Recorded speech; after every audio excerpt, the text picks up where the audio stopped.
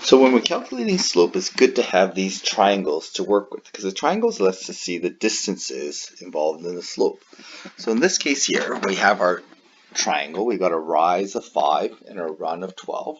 So we can say that our slope ratio is going to be 5 over 12. Now we can leave it like this, and in fact I prefer you leave it like this, but sometimes we do want the unit ratio, which in this case works out to be 4, 1, 6, or about, let's round that to 4, 2. Okay, so so we have our unit. This represents our one number ratio, so it's implied that the other number is 1. So remember that slope has two parts. There's a rise and a run. So the rise is 0.42 to 1. Okay. Now we can take a look at this one here. This one's got a much steeper slope. So when we write out the slope ratio, the ratio works out to be 24 over 7. If we work out the unit ratio for this, we go 24 divided by 7, it's going to be 3.43 approximately. This is approximately 3.43. Okay, so it's as a one number ratio, we have to remember that the other number that's being compared to is 1. So we can see that the bigger the slope, the steeper the angle is. Okay, that's generally the case. So here when we talk about slope of a line, it really is useful to be able to draw the triangle.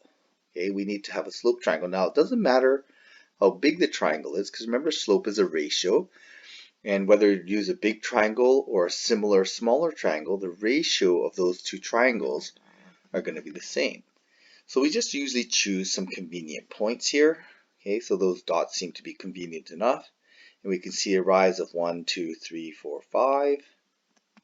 And we can see a run of 1, 2, 3. We can see a run of 6. So our slope ratio here of rise to run is going to be 5 to 6. And again, as a unit rate, we can say that this is approximately 0.84. Okay, and then we can say that a unit slope. And again, remember that a one number slope always is comparing to 1, because slope is two parts, a rise and a run. Okay, and again, we don't have to use this triangle in particular. We can use a bigger triangle. Now, it is important to remember that we are still talking displacement.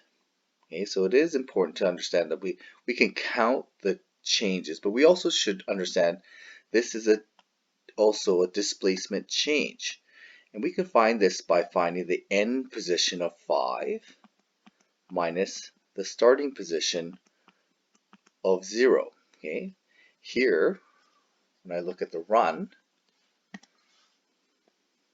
I can say that the end position is 0 and the starting position is negative 6.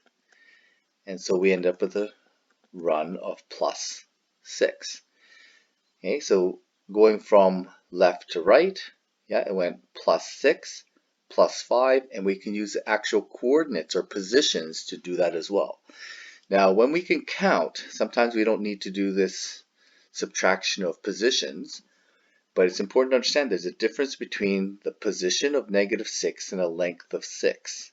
Okay, and we have to make sure that we're aware that there's a difference between coordinates and lengths. So this one here, I think we should maybe use our displacements to solve this. Okay, so I'm going to use maybe this triangle here. So I'm going to go left here. And slope doesn't really have direction. So as long as we're consistent, we're either going in this direction, okay, to get slope, or we're going in this direction to get slope. It doesn't really matter.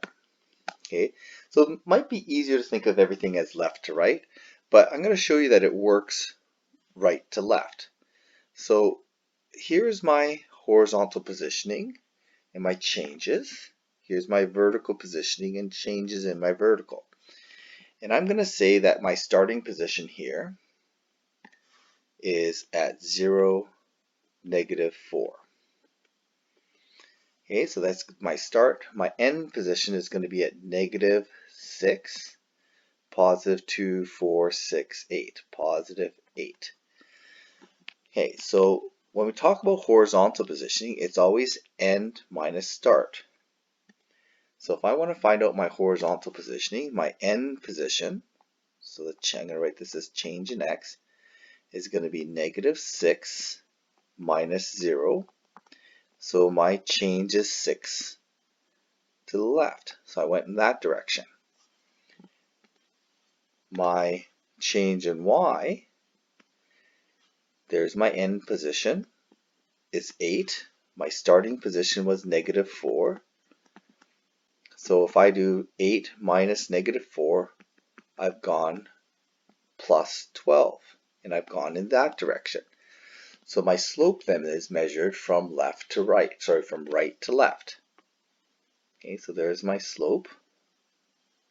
Okay, so the slope ratio is going to be the change in y, which is plus 12, divided by the change in x, which is -6, positive divided by negative. I'm going to do this as a one number slope. Is going to be 12, positive divided by negative is negative, and it's going to be -2. And again, remember that slope ratio has two parts. It's going to be rise and run. So it's going to be -2 rise, so it's going down 2 for every one it goes across, and that's true. So it's going to go down 2 over 1, down 2 over 1. Okay, so there's my slope using displacement. Now again, if we could always just count it and make sure that we're going negative because it's going from left to right, it's going down. That slope is going to be negative. And that's an important thing to remember. So I'm going to just write it down here. If the slope goes up in this direction, it's positive slope. Okay, if it's going in the other direction, going down like this is going to be negative slope. Okay, so left to right going down is negative, left to right going up is positive. This one, although I measured the slope going right to left, going up, slope going left to right, down, is going to be considered negative. And either way, whether I go this way or the other way, we have negative slope because it's pointing in that direction.